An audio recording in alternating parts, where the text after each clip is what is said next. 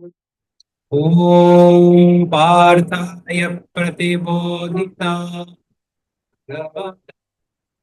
नारायणेन स्वयं व्यासेन ग्रथितां पुराणमिना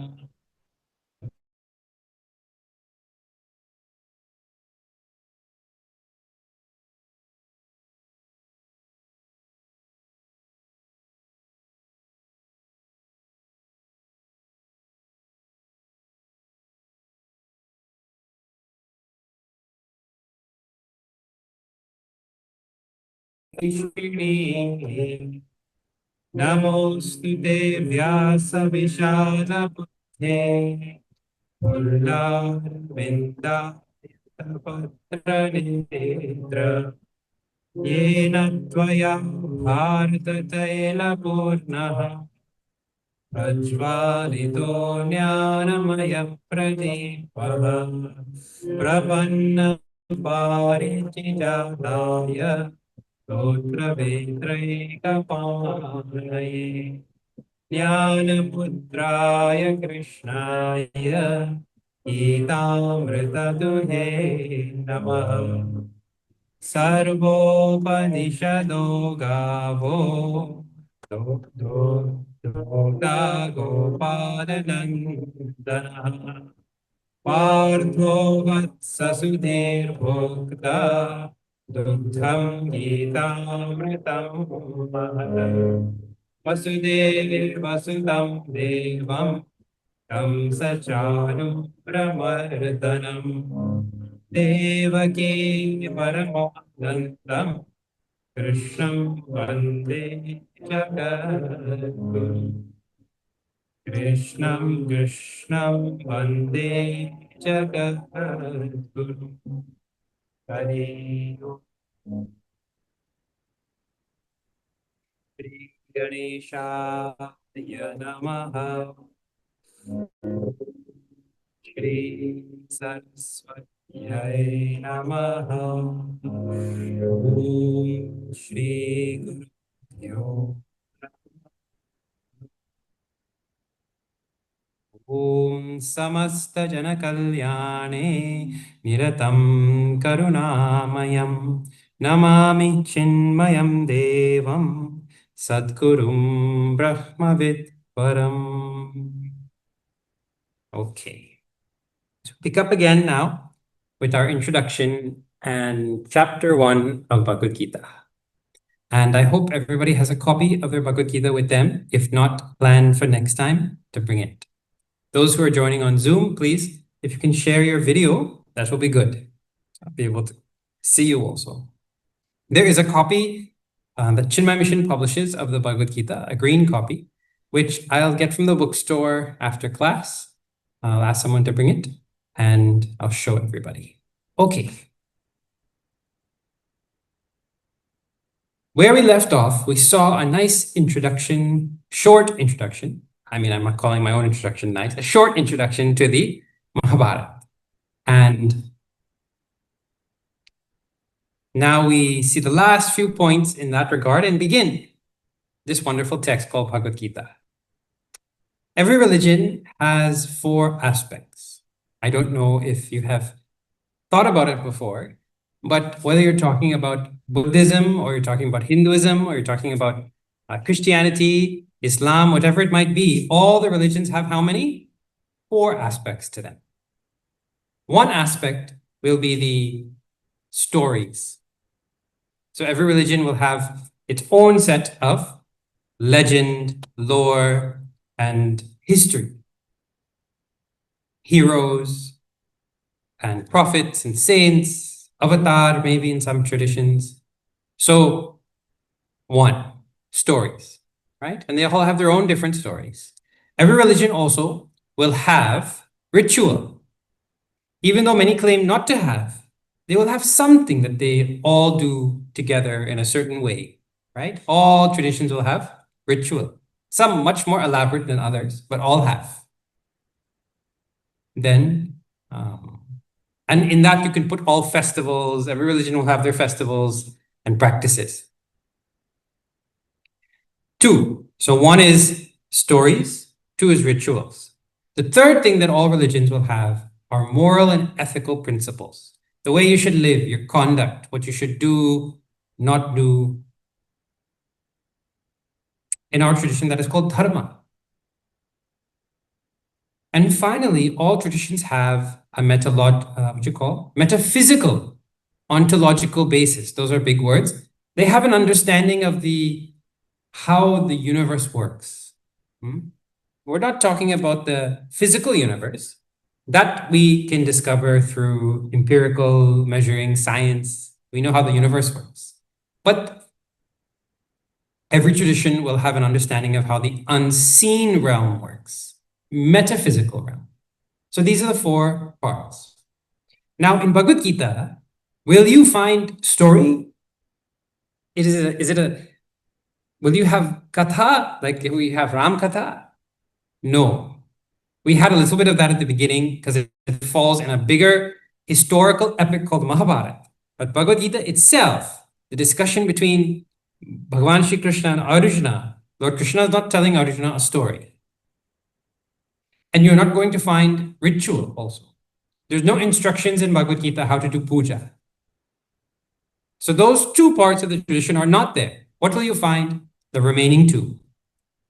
The rules and guidance for how life should be lived, morally, ethically, in such a way that it brings prosperity to the world around and inner prosperity also. It means like the wealth of peace and virtues like discipline and honesty and fearlessness, both. So how to live to bring that into your life, such prosperity, that is dharma, ethical and moral principles.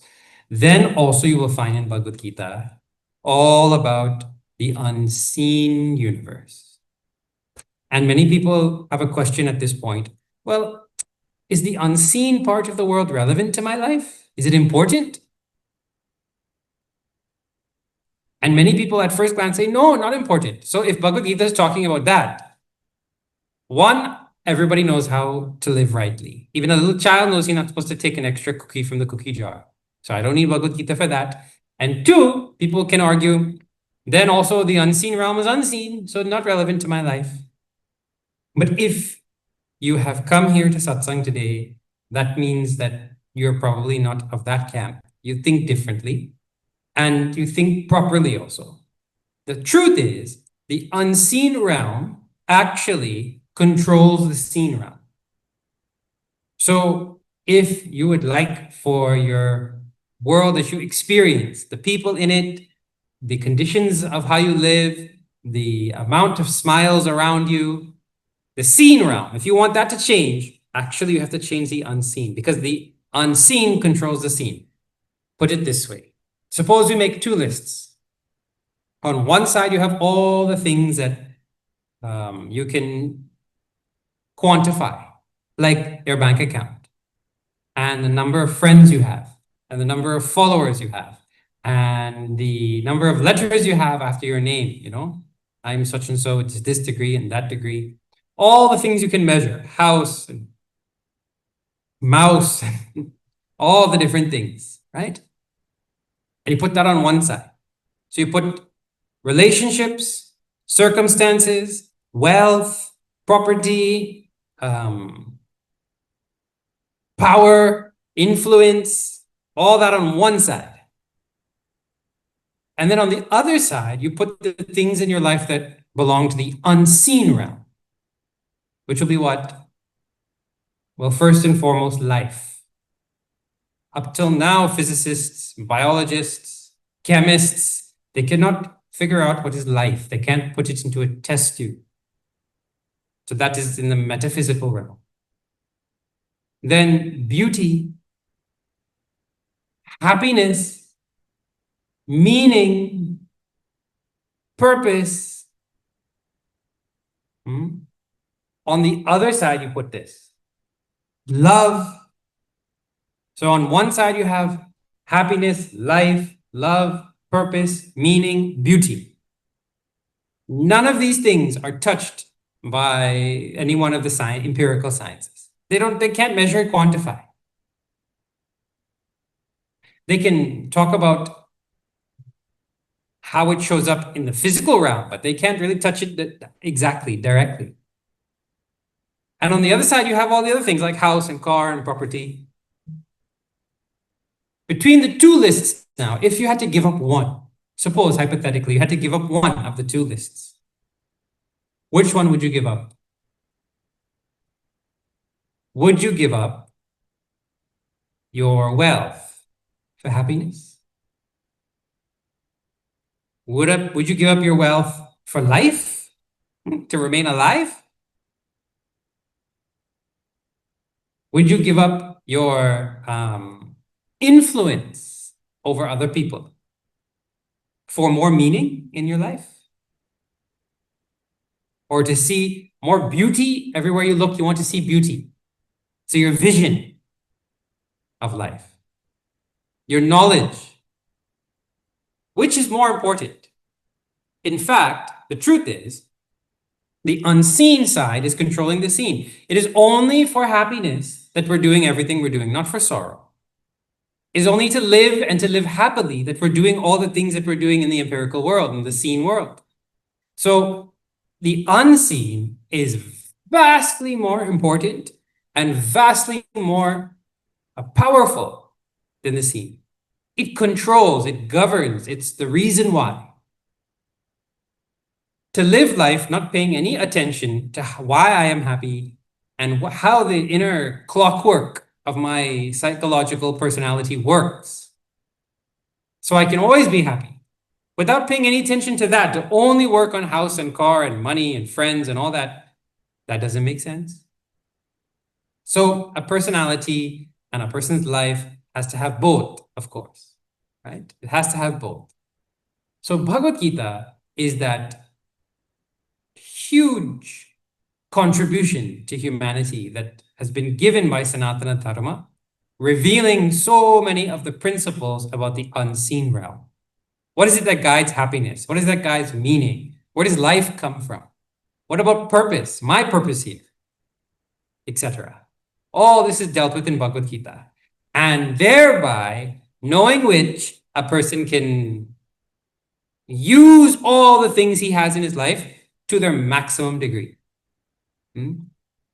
Put in one line, you could say, without Bhagavad Gita, a person cannot enjoy what they have.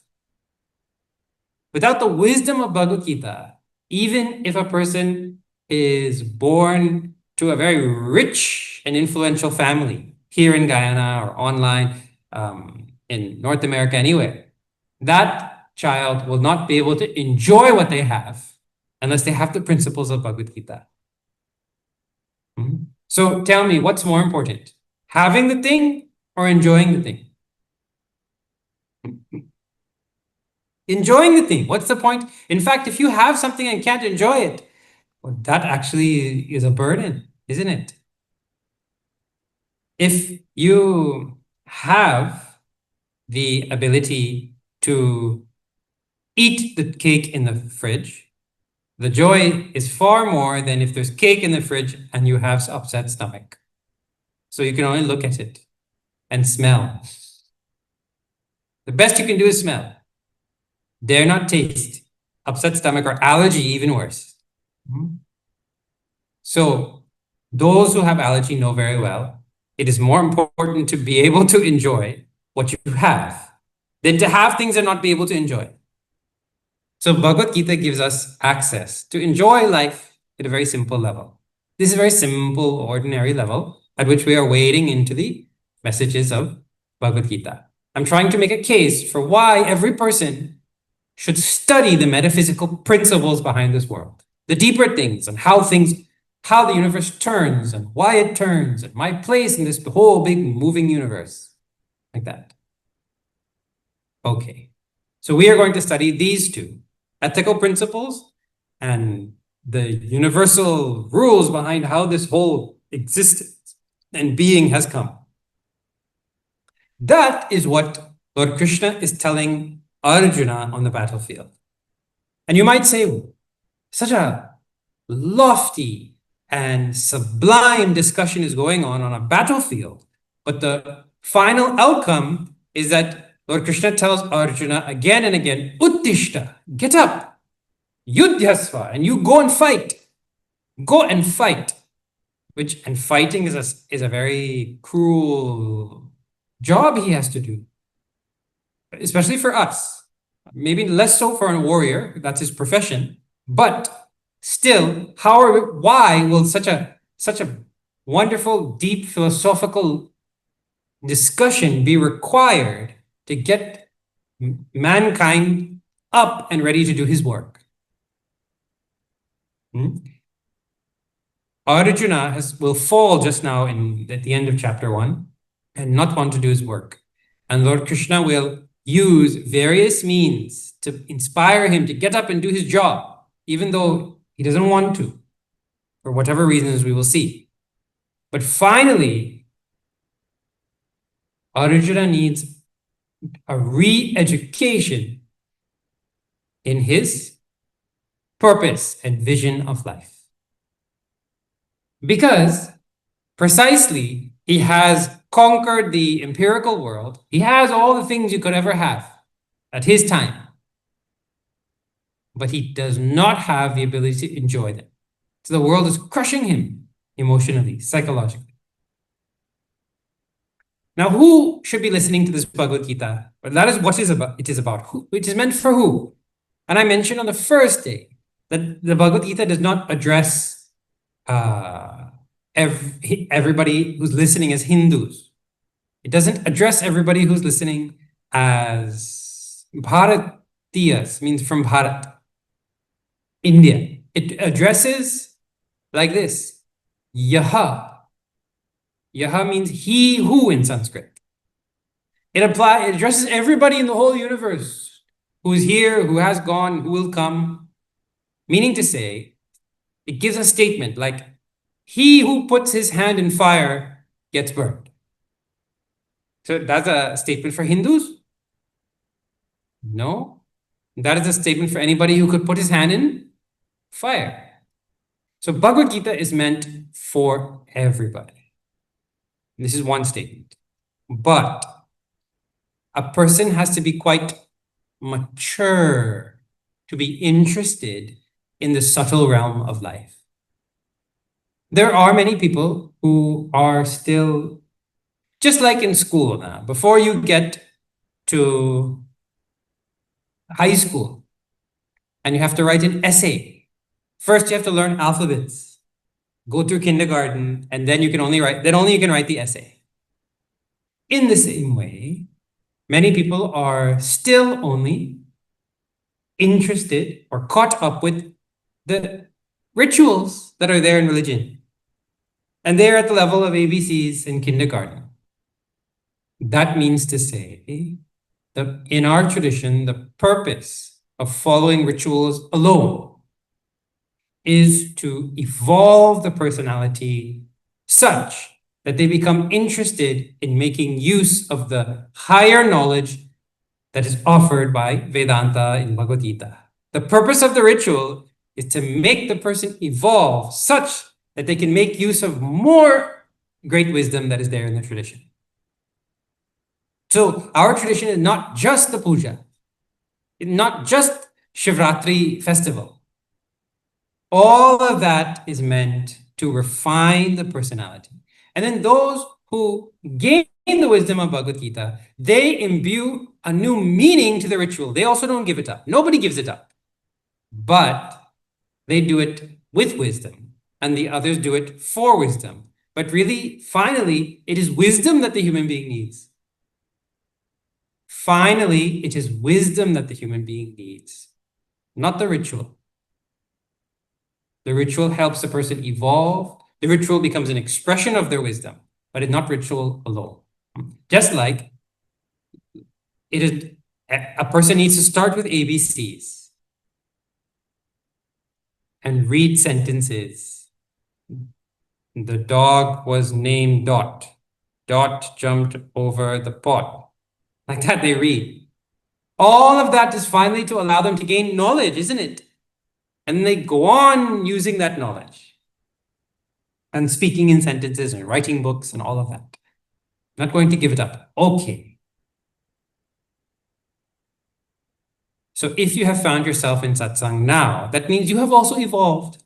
The universe is wise and puts everybody where they need to be. You have when the interest arises in a person to go out to satsang and hear something good, something that will make my life better, that shows that you have done so many great things in the past.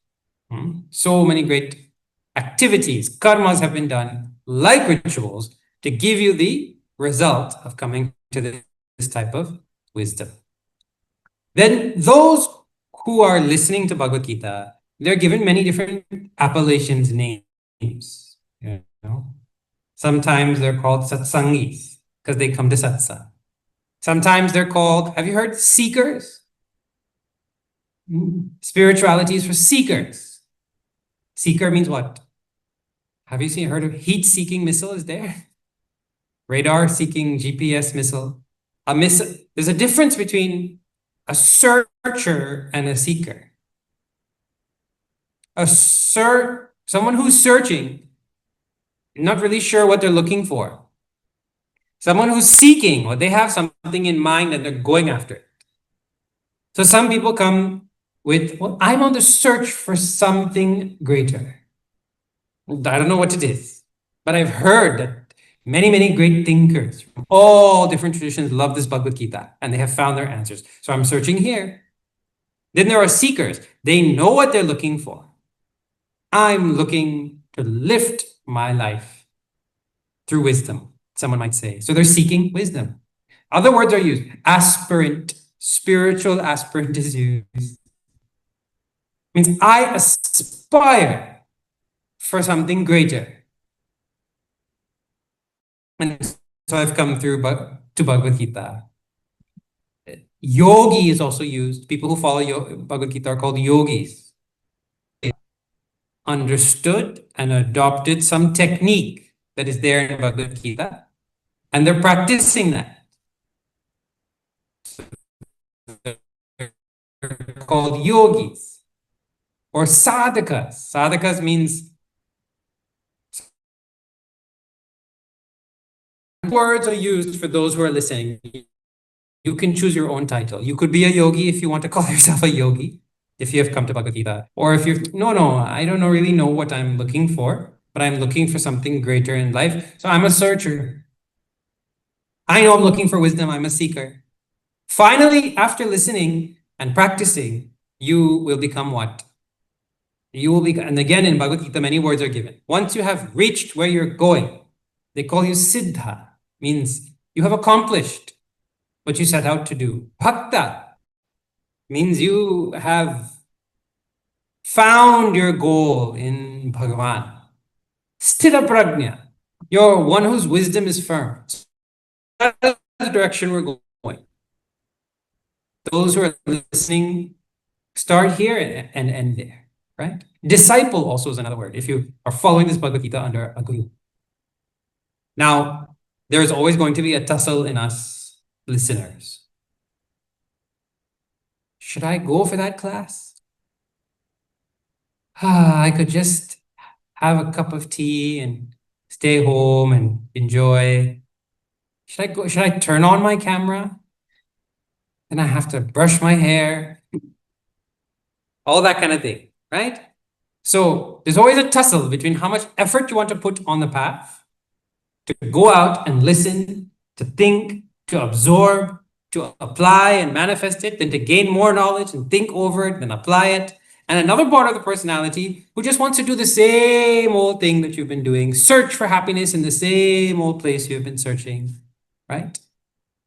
Well, for those moments, when we did our Gita Dhyanam, there is a wonderful description in that. Gita Dhyanam is a meditation we do in that chanting at the beginning, right? Bhagavan is called Totra Vetrai Kapanaye Jnana Mudraya Krishnaya Shri Krishnaya Namaha. It ends with Namaha. So Bhagavan is one who holds, he has Jnana Mudra, means he's teaching, and he's going to be teaching this Bhagavad Gita. So he has the sign of teaching. This is Jnana Mudra. Then also, he has in his other hand a whip. So with one hand, he is offering wisdom for us to help ourselves. And with the other hand, he's showing that he has another method of motivating us to evolve. We can evolve by our own effort, or we can let Bhagavan is Lord of the whole universe. So we can let Prakriti, means nature, evolve us by delivering its own blows. And everybody knows that nature does not deliver light blows. Nature, when it delivers a change in life, it delivers serious blows. When life hits you, it hits you hard. Both are meant for our evolution. There are different types of people in this world. Some who learn by making mistakes. Some who make mistakes. Some who learn by watching others make mistakes also. And they don't need to make mistakes for themselves. So some make mistakes, some watch others make mistakes, and then they learn. So then one chooses the whip, and they go through it themselves, and the other sees, oh, if I act like that, I will get that result. I don't want that. So they change just by learning from afar, like that. But the idea is, this human life is meant for our evolution. And Sanatana Dharma has practices from simple ABCs in kindergarten, little simple practices, lighting a lamp, chanting a mantra, bowing, praying before you eat, chanting the name of the Lord, walking in to do pilgrimage, yatra. So many things are there, simple things. Reading spiritual books, listening to stories of the Lord. They all prepare our evolution.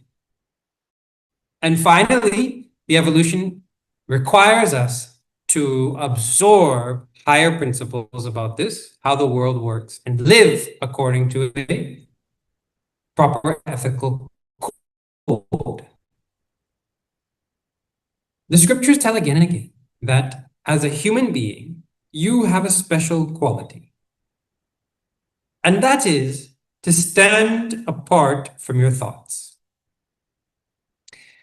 The puppy outside, he cannot know the difference between being hungry and observing, oh, you know, I'm hungry, but I'm not going to do anything. He cannot say no to any of his impulses. If hunger arises, well, he is hungry. And if once he eats, then he is full. But the human being can stand apart from hunger or from thirst or from anger. He can stand apart and say, oh, okay, you know what? I'm not going to act on this. Or can sit at the end of the day and review, oh, I did this with this intention, I did that, as though I'm a different being out there and things are happening. Like I'm watching a TV show, I did this and I did that, and then I thought this, I shouldn't have said that. We can introspect. We can stand apart. And in that freedom that we have, by design, we have that freedom. There's nobody who doesn't have it. Even a little toddler has that freedom. It's very cute when they make little reels on YouTube and they send it around, you know? The child doesn't know if he should cry or not. So he looks to the mother. And if the mother has a stern face, then he starts to cry. You know, he drops and he breaks the cup on the ground. And he doesn't know if that was interesting or that was bad. So he looks at that. He looks at his parents and he sees the mom's giving a mad face. Suddenly he cries. So he had time to observe what was going on. So from the toddler coming up, we have this ability to stand apart from our thoughts. That is a freedom you have. Well, that relative freedom that we have is an evolution from compared to plants. Plants have no freedom at all. If they're standing in the scorching sun, they can't even walk around to some shade. The leaves have to burn. Well, okay, four-legged animals can walk away from the sun, but when they're hungry, like I said. When they're thirsty, they're thirsty. When they're sleepy, they're sleepy. So they're a little bit more evolved. So from the plant kingdom, the animal kingdom, from the animal kingdom now, the human kingdom. Meaning to say, we have the ability to stand apart from our thoughts. We have an intellect, we can plan, we can do work, we can create prosperity. Like the dog will bury a bone, right? The cow will eat the grass, green or brown. He'll eat that grass, whatever grass is there. But the dog never thinks, oh, maybe I should invent a way to have multiple types of bone, different flavors. Maybe the cow never thinks, maybe I can farm grass so I don't have to go and walk. I can have different flavors of grass and different pastures and all that. No, they're relegated to whatever nature provides them. But the human being, because of this intellect, which has the special capacity to stand apart, well, he can have prosperity. No other creature can have peace and prosperity. We can produce more than food than we want, more knowledge than we need, more anything than we want. So it is an evolution to be a human being. And as a human being, with the special capacity to stand apart from our thoughts, more evolution is possible. Apart from thoughts, what is there in this world? Meaning to say, in your own experience, in your mind, in your personality, you have thoughts going through your mind, all kinds of thoughts. Besides that, what is there? Besides thought, there's nothing else in this world except God. The scriptures reveal. So if you can stand apart from thought, you're standing with God only. There's nothing else. So to the degree that we stand apart from who we are, what we are, we stand closer and closer with the thing that the source of this universe, as they say. That is, to express that at the highest degree, is our freedom. Anyways, if that doesn't make sense, slowly in Vedanta, it will make sense. But ultimately, the idea is you can stand apart from your sorrow and just be something deeper, discover something deeper about yourself. And that is an evolution in being a human being. And in that space of not being reactive, all creativity comes, all peace comes, all strength comes. This is the idea behind Vedanta, to give each person that freedom to connect with deeper powers they have inside. That is your birthright as a human being. Right. So Gita's essential message then becomes, from this point of view, is to evolve, stand up through your life situations and evolve. Now, the standing up part is where the evolution happens. Stand up and face life situations so you evolve. Standing up and facing life, if you want to know in one line, what is Gita's message? It is going to be active resistance against evil, within and without. Active resistance against outside, you find something called entropy. If you put something here today and you leave it alone, the rule of entropy tells that it will slowly get worse, not better. See these plastic chairs we have in the ashram. At one time, they were brand new. And if you just leave them alone and do nothing, slowly the plastic becomes brittle. Then you have to start doubling it up because they will crack. And in 50 years from now, they won't stand anymore. Any little pressure, they will come apart. So like that, institutions, families, machinery, everything is crumbling with time. Entropy, it is called. To stand up against that and build something constructive is what human beings should do. Corruption, decadence in society means you set up a nice rule that, okay, let so much money be distributed to everybody freely. And then you find out, oh, well, this person's double dipping and this other one doing this other wrong thing and this other one stole that other one's check or whatever. So you started with something good, but if you just leave it alone, the animal man will follow by might is right. And you can't have an ordered society. So all things, so to stand up against that is what is required in Bhagavad Gita of each one of us. And that is outside, but inside also we have to stand up. Against what?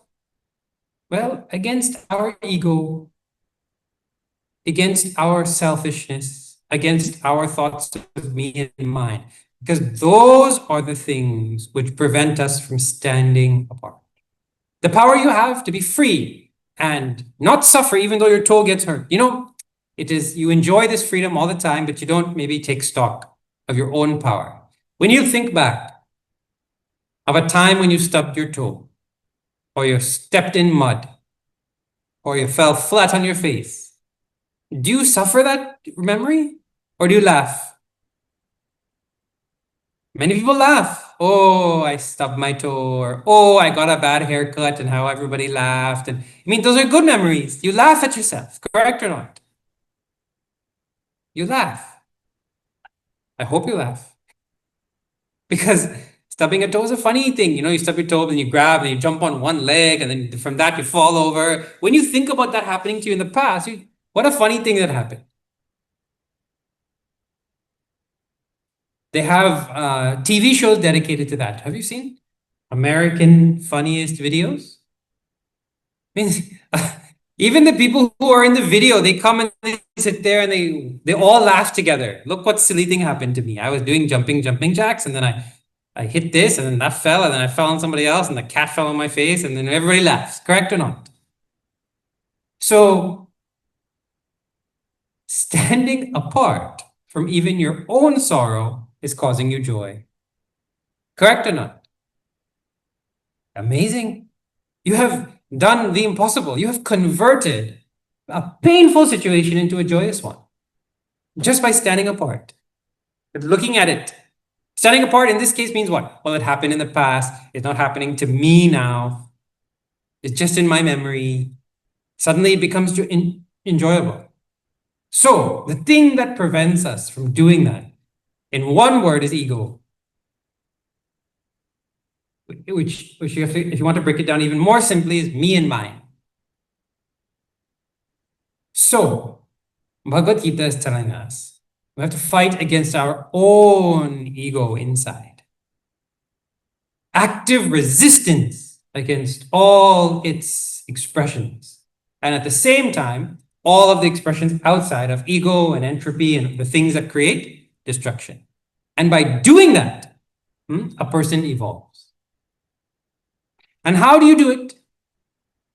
Well, through the two principles which are taught in Bhagavad Gita, by standing up with ethical and moral principles, dharma, which is taught in Gita, and by thereafter learning the metaphysics behind this world, which is in one word, Brahma Vidya. So dharma and Brahma Vidya. By these two things, you evolve by using that knowledge to face the world. If you put it nicely, I heard it. A little child came and asked the same question to Guruji, Swami Tejomayananda Ji. His picture is at the back there. He has his hands folded like this. Guruji, how can I have fun in life? A boy asked. How can I have fun in life? Guruji turned to him and said, be serious. What? You might think he should have said, be silly if you want to have fun in life, or be easygoing. But he said, be serious. What does that mean? It means be serious about being happy. Then you'll be happy. Be serious about having fun. Then you'll have fun. Somebody who comes home and has a choice between doing their work first or sitting and watching videos on YouTube. And if they sit and watch videos on YouTube first, then, the spouse will say something, or the boss, if it's at work, the boss will say something, or for a young child, the mother will say something. Does it feel nice to be trying to enjoy YouTube videos and then mother is saying, go do your homework, what you're doing? And then you have to run away with the phone. Does that feel nice? No. Same thing at work, no. So that person is not serious about having fun. Because if they were serious, they would definitely do their work first, because it is more enjoyable to sit without any, when you deserve it, let's say, when it is the right time and the right place. So who's serious about having fun here? Who's serious about living a happy life here? That person will put moral and ethical principles first because it's much more enjoyable to live a happy life, a life without ego, when you live it the right way, as opposed to the wrong way. So this is a great reason why we need to have ethical and moral principles. And much more can be said, but finally, dharma, moral and ethical principles that are taught in Gita, they will bring to us a general level of peace and prosperity inside and outside. And that is why we need them. And I told a little bit about how it works, how it brings that to us. Then after, a person who lives that life for a little while, he becomes fit to understand the metaphysical principles. Now, this is echoed throughout Bhagavad Gita. Adveshta sarva bhutana maitra karuna evacha nirmamo nirahankaraha samadukha sukakshami santushta sattam yogi yatatma dhridanishchayaha mayarpita mano buddhi yo mad bhakta same priyaha. So Bhagavan tells in this 2 verses a whole set of wonderful qualities we should have, like starting with having friendliness for all beings and not having anger and hate for anyone.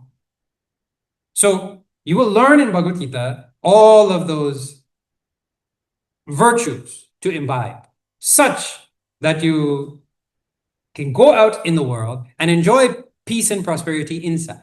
You can water down that ego, stay apart from your thoughts, and no matter what happens outside, you don't feel affected as much. In fact, you're joyous. That is winning the battle inside. And at the same time, Bhagavad Gita will talk about fighting outside. Swadharmamapi chaveksha navikampitum arhasi dharmyadhi yuddha dharmyadhi yuddhachrenyo niyata kshatriyasya navidyate. Bhagavan tells in chapter 2, we will see that, O Arjuna, navidyate, there is not a shreyaha anyaha, anyat kshatriyasya. There is not a greater battle than this dharmic war that is in front of you. So you must, without flinching, without wavering, get up and do your duty. So Arjuna has a duty outside to deliver to the world. And that will propel goodness and push off natural entropy and put back order into things. And Lord Krishna is emphasizing that he should get up and do that. Loka sangrahamevapi sampashyan kartum arhasi. It comes later on in Bhagavad Gita. Do your work like Janaka ji did, looking towards the benefit of everybody else. So at one and the same time, a person is fighting the evil within and fighting the evil without. If you want to use the word evil, or you want to use the word adharma, like that. Even Bhagavan himself, yada yada hi dharmasya glanir bhakti bharata abhyuthanam dharmasya tadatmanam srijamyaham. Srijamyaham, I manifest myself when dharma goes down and adharma comes up to bring back the balance. So you're on the side of dharma, you're on the side of Krishna when you fight that outer battle. So this will be the essential message: active resistance against ego and ego manifestations outside, in corruption or entropy, like that. This is what Bhagavad Gita is going to be teaching us. But fighting the ego inside and outside is not so easy. It is a great art. It requires tremendous wisdom. It is not like fixing a car, where you can use your hands to do it. You have to use your own thoughts to deal with your own thoughts. And at the same time, get the benefit of standing apart. See, when the ego is told, okay, you should get up at this time, for instance, in the morning. That is the right thing to do for you. I say, okay, I'll get up. Then when you don't get up, inevitably, then you feel guilty. And then you say, I can't do it. And I'm not good enough, and this and that. So the ego gets on an ego trip now and makes you guilty. Actually, you didn't make any improvement. And if you get up, oh, I'm so good. I'm so good that I keep, again, ego trip. No evolution, because evolution isn't dealing with the ego. So it requires wisdom in facing success and failure, such that the ego gets weakened and our connection with our deeper self, or Bhagavan, grows. Like that. Okay, so the deep science and art of proper living is taught in Bhagavad Gita. And how it is taught? It is taught systematically. What is proper action will be taught? Karma yoga. What is proper attitude will be taught? Bhav in bhakti yoga. And what is the proper understanding of my place in this whole universe? Jnana yoga will be taught very systematically. And through question and answer also it will be taught. Not like, okay, take out your books. Here is principle 1. You'll be tested at the end of the day. Not like that. It is given as a question and answer between a student and a master. It respects the intellectual desire that we each all have to make sure things are logical, that I can perceive what is being, I can experience what is being told. Like if somebody gives you an explanation for why the sky is blue, and they tell you something illogical, like last night while you were sleeping, God took a paintbrush and he went out and got some paint from the local store and he painted the whole sky blue. But that's not logical. How he can find so much paint? And where will he hold the paint? Like what will he rest it on while he's painting? And of course it will splatter everywhere. How come I don't see any splatter? And paint is heavy, it should fall down. And all kind of questions will come from an illogical answer, correct or not? So through this question and answer, Arjuna will go on seeking selfishly, crookedly sometimes, even if you want to go so far as to say, I wouldn't like to say that though. He is searching for answers that make sense to him. And whatever you say, it should match up with my experience.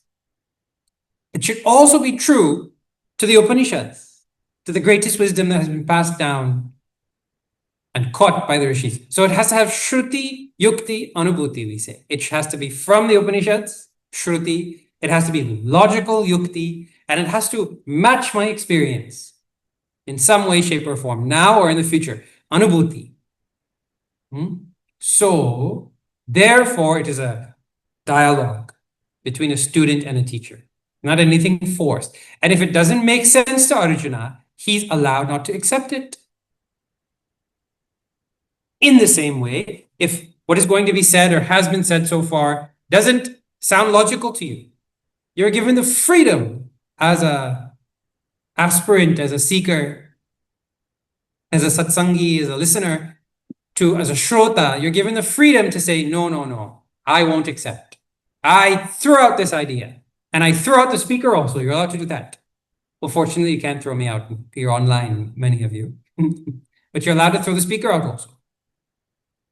So there's a demand that is fulfilled, a demand by the intellect, and it is respected and fulfilled in Bhagavad Gita. You're given the freedom to think. The duty is on each one of you to think. Each one of us. You're not given freedom from that duty. Something will be told, and you have to think about it. Does it make sense? If it makes sense, then you follow it. If it doesn't make sense, then you ask. But you don't have to accept anything, right? Blindly like that. Okay. So we have seen what Bhagavad Gita will teach. It will teach principles of dharma. It will teach about Brahman, or you can put it ethical and moral ways of living, and about my place in this whole universe. It will also, through that, give me the basic theme of standing up against evil inside and outside. That means my ego inside, corruption outside, and entropy outside. And all of this is meant for what? It is going to bring my evolution, an evolution in freedom, which nature, by having an intellect that can stand apart, and Bhagavad Gita will give me by taking that ability to stand apart to its zenith. And I enjoy that. Wherever I'm given more freedom to stand apart from my mind, I enjoy more. Like watching American funniest videos. Finally, after following dharma, righteous action, Bhagavan will tell, Sarva dharman parityajya, mam ekam sharanam vaja, aham tva sarva papebhya mokshayishyami ma shuchaha. Bhagavan will tell, all that dharma, sarva dharman parityajya, you drop it. So you've been following ethical moral lifestyle, and at the end, in chapter 18, Bhagavan will say the highest teaching is what now? You are ready for the metaphysical, or to rely on the metaphysical teachings that have been given so far. And that is what? Take your refuge in me. Take refuge in me means what? Become one with me. Stand apart from all things or identify with that part of you that does stand apart from all things. And because it stands apart from all things can happen. Evolve into a God-man, as Gurudev would put it, Swami Chinmayanandaji. So this is what religion is to us. It is something universal. It is built into the process of nature. It is meant for everybody. It is about evolution to greater states. It is meant for the preservation of society. It is the best thing we have to offer humanity. That religion becomes misused and sold as a cheap trinket in temples and churches and synagogues and all that. It means universally, human corruption is such that they take such a great thing and they bring it down to, okay, come and offer 2 agarbatti and God will bless you. They cheapen it. So it is very important for all Sanatanis not to fall prey to such cheap religion. Gurudev has told that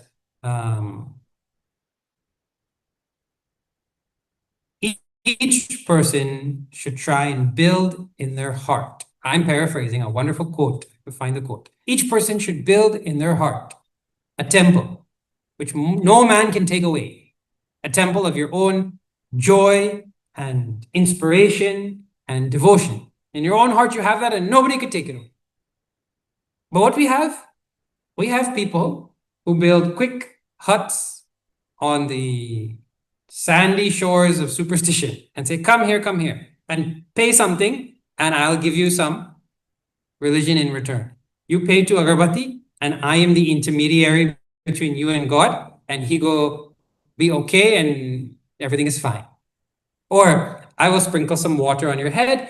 Now you belong to our religion and everything will be fine. And unless you get that little sprinkle of water, everything will not be fine.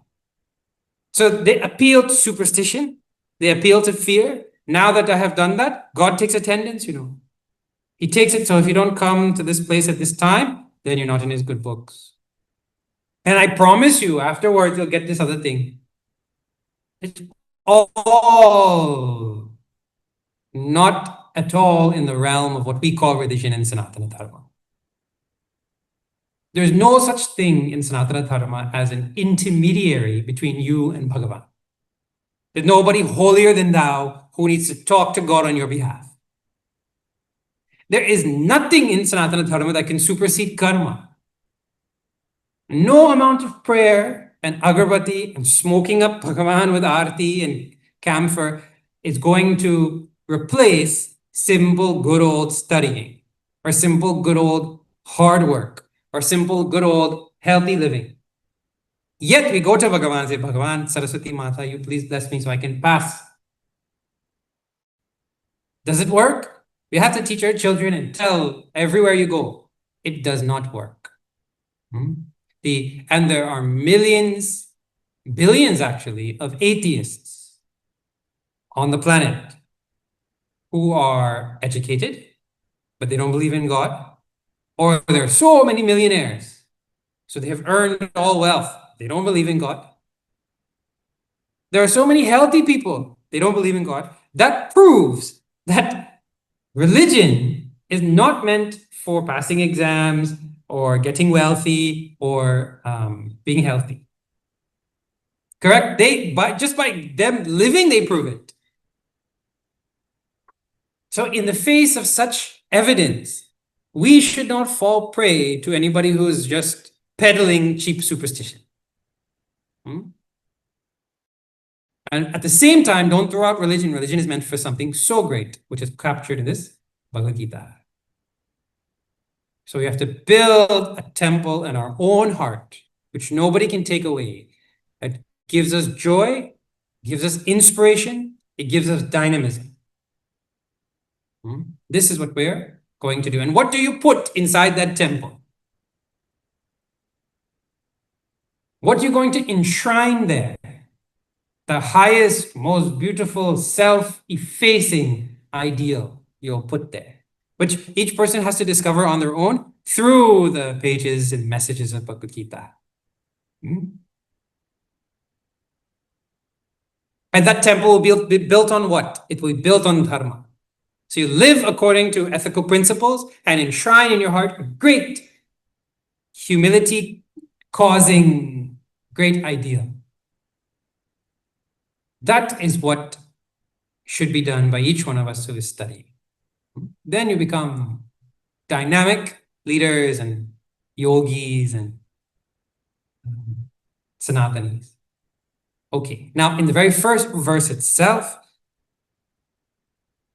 Bhagavan has set it up that King Dhritarashtra is speaking, and he reveals the very first few moral principles comes out in verse 1. But our time is gone. Our time has flown by today. So we'll pick up from this verse 1 next week. Okay? All right. Om Purnamadah Purnamidam Purnat Purnamudachyate Purnasya Purnamadaya Purnamevavashishyate. Om Shanti Shanti Shanti. Harihi Om Shri Gurubhyo Namaha. Harihi Om. Shri Sadgurunath Maharaj Ki Jai. All right. Harihi Om, everyone. If there's any questions or comments from those on Zoom, you can ask. But we'll just announce to everybody who's listening, this is the copy of the book I was telling you about. It has both chapter 1 and chapter 2 of Bhagavad Gita. It has a summary of the Mahabharata. The whole Mahabharata story is told in a few pages. So you'll learn about all the characters and the stakes that are going on here in this battle. It also has a commentary on the meditation for Bhagavad Gita, which is rare. You won't find that anywhere. So it has all of that. It is available here, and it is good if everybody has a copy of Bhagavad Gita. And I very much encourage everybody to get this copy, which has commentary on each line and each verse, which is authentic and inspiring both. By Swami Chinmayananda, chapter 1 and 2 of Bhagavad Gita. So please do. Oh, Bindu has it. Great. Wonderful. If you need copies and you're in Guyana, they are available in Essequibo. They are available in West Coast, and they're available here in East Coast at different locations. You just have to message us and find out. Shri Krishna Sarjam store in West Coast MRR is selling them. And if you know Ramesh in Essequibo, you can contact him, or you just contact us at Chinmay Mission. All right. Chandra has hers also. Awesome. All right. Hari Om, everyone. All right. Any questions or comments? Yes, Bindu. Hariom Devji, could you please elaborate a little bit more on the Shruti, Yukti, and the Anubhuti? Yes. Please. I didn't hear the first part of the question. The Shrut, if you could please elaborate a little bit more on the Elaborate. Shrut. Yes, please. Yes. Shruti, Yukti, Anubhuti. These are the three tests that a listener has. These are the three tests that a listener has for whether or not to accept what is being told, right? Shruti is the first test, and it means that this should be authoritative knowledge from our Shastra. So from Upanishads, from Vedanta, like that. And many times, the description, the explanation, the examples, they all come from a teaching tradition, sampradaya. So whatever is being told in modern language, it has to get its authority from a whole long lineage of teachers. Nobody can just come up with a new thing like that and say, oh, I have a new interpretation. So the first question is, wait a minute. Is this authentic? If I go back, will Lord Krishna also say this was the meaning of this word? This is the first test. Second test is yukti. That means it has to be logical, right? Logical just means that you make some assumptions and you are consistent with them. You don't suddenly change. Like, for example, all men are mortal. That's a statement, right? I am a man. That's the next statement. So logical conclusion, I am mortal. You can't suddenly say, but I will not die. Well, no, you just said, you made some rules and assumptions, so everything has to follow from that. That's called logical. And the last one means, that's called syllogism, logical syllogism. And I gave an example about that for painting the sky. The last one, anubhuti, means that I have to be able to experience what you're saying. So if you're telling me about the benefits of honesty, for instance, in my own life, I should be able to test that with my past experience or out in my life currently and say, aha, yes, that is how that feels. That is the result of being dishonest. I have to be able to test that. Anubhuti must be there. If I am telling you something about, say, Indra's Vajra, Indra, Devata, king of all the Devatas, he has a, what you call? Vajra means the lightning bolt. He has a lightning bolt, right? Well, that is from Shastra, tick. Okay, it is logical, tick. But can you ever confirm Indra has a Vajra? No, unless you go to Svarga and check for yourself. You won't be able to confirm. So there's a big whole discussion inside Vedanta, inside Shastra, that when those type of examples are used, that is not the point. The point that's being told for some other point that finally you can confirm in your own mind. Because the whole thing has to result in, so some things might be told about the universe and all that, but and you get knowledge of it because it's from Shruti. But finally, the point is that you should confirm what is being told for yourself. Many times, you are experiencing something but not noticing it.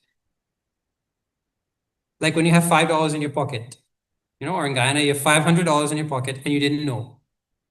So you think you don't have any money in your pocket to buy that chocolate bar. And somebody says, no, you have money.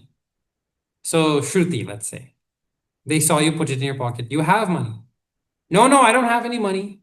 Yukti, I checked. No, you didn't check properly. So they give some logic why you have it and you don't know. Check again. And then when you check, you confirm it for yourself, isn't it? Like that. Finally, you should be able to confirm it for yourself. And so you can go from not experiencing something to experiencing something. That can happen even without moving or changing. Sometimes we just don't notice things that are there in life. Actually, a big part of our scriptures, anubhuti is like that. You just didn't know that you are not your body. You were thinking about it wrong, so your experience changes. So anubhuti comes like that many times. Gurudev puts, you don't see a new world, you see the world anu. Like that he tells it. Okay, so this is Shruti, Yukti, Anubhuti, the tests for a Shrota. Good question. Okay. All right. Hari Om, everyone.